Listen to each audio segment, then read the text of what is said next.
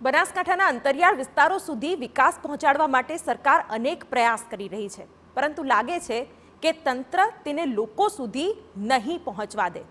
દાંતા તાલુકામાં 2017માં ગ્રામહાટ ભવન બનાવવામાં આવ્યું છે, જેનાથી શાકભાજી વેચનારી મહિલાઓ અને ફેરિયાઓની મુશ્કેલી ઓછી થાય, પરંતુ તમે માનશો નહીં, 7 વર્ષ થઈ ગયા, મકાન પડ્યું ખંડેર થઈ રહ્યું છે અને કોઈને એની પડી જ નથી।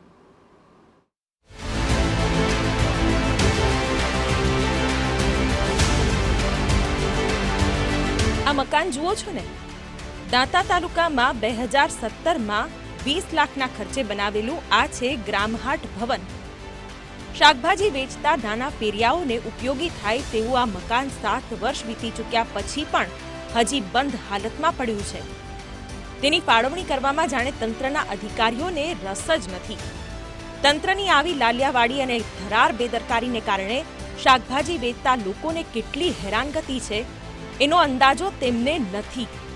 ગ્રામહાટ શરૂ ન થતા આદિવાસી મહિલાઓએ રોડ અને ફૂટપાથ પર બેસીને શાકભાજી વેચવી પડે છે।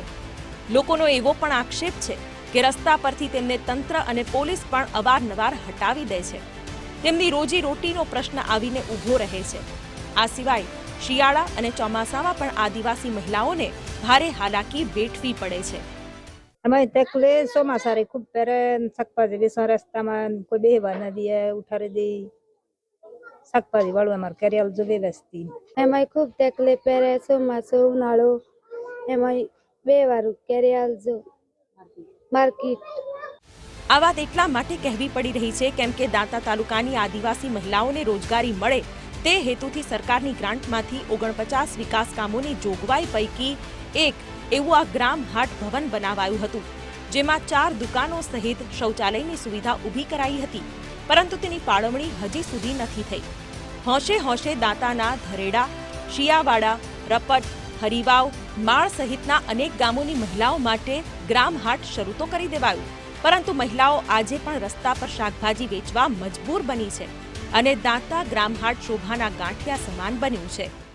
અમારા આદિવાસી વિસ્તારની બહેનો બજારમાં ટોપલામાં શાકભાજી વેચી એના માટે જે ગ્રામહાટ બનાવેલું છે 2017ની અંદર આજ સુધી પણ ફાળવવામાં આવ્યું નથી, એટલે અમારી બહેનોને ખૂબ તકલીફ પડે છે। કોઈક દિવસ બજારમાંથી હટાવવામાં આવે તો ટોપલા માથે રોડ ઉપર જઈને ઊભી રહી, તેઓ બી રહેવા જ નથી દેતા, એટલે અમુક વખતે ખૂબ મોટી મુશ્કેલી પડે।